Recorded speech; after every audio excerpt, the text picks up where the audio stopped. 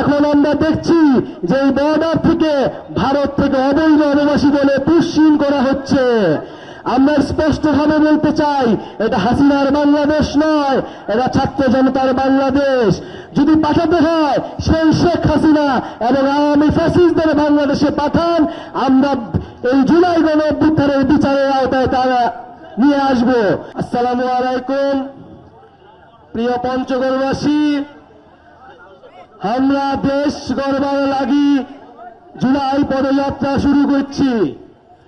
তোমরা দলে দলে আমার দল এনসিপিতে যোগ দাও। যোগ দিবা তো?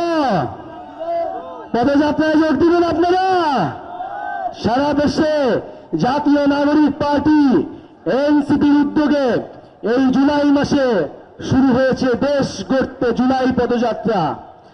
প্রিয় পঞ্চগড়বাসী, 2024-এর জুলাই গণ অভ্যুত্থানে আমরা একটি স্বৈরাচার ফ্যাসিস্ট সরকারের পতন ঘটিয়েছিলাম। প্রিয় বন্ধুগণ, আমরা খুব অল্পেই শেষ করে দিব। আপনাদের পঞ্চগড়ের নেতা সার্জিস আলম এই পঞ্চগড়ের সমস্যাগুলি আপনাদের সামনে তুলে ধরেছেন।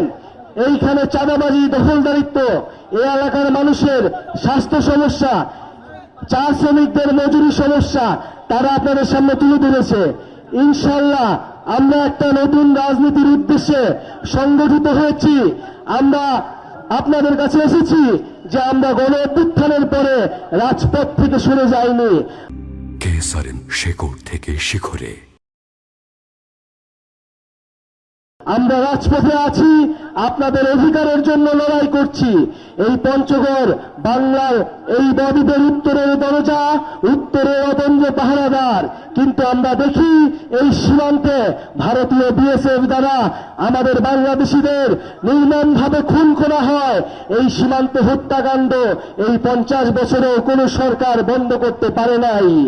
প্রিয় বন্ধুগণ, এখন আমরা দেখছি যে এই বর্ডার থেকে ভারত থেকে অবৈধ অভিবাসী বলে পুশিং করা হচ্ছে। আমরা স্পষ্টভাবে বলতে চাই, এটা হাসিনার বাংলাদেশ নয়, এটা ছাত্র জনতার বাংলাদেশ। যদি পাঠাতে হয় সেই শেখ হাসিনা এবং আওয়ামী ফ্যাসিস্টদের বাংলাদেশে পাঠান, আমরা এই জুলাই গণ অভ্যুত্থানের বিচারের আওতায় তারা নিয়ে আসব। কিন্তু বন্ধুগণ, আমরা কোনোভাবে এই পুশিং যদি চলতে থাকে আমরা মেনে নেব না। আমরা বাংলাদেশিরা ধর্ম বর্ণ নির্বিশেষে এই ভারতের এই আগ্রাসনের বিরুদ্ধে ঐক্যবদ্ধ আছি।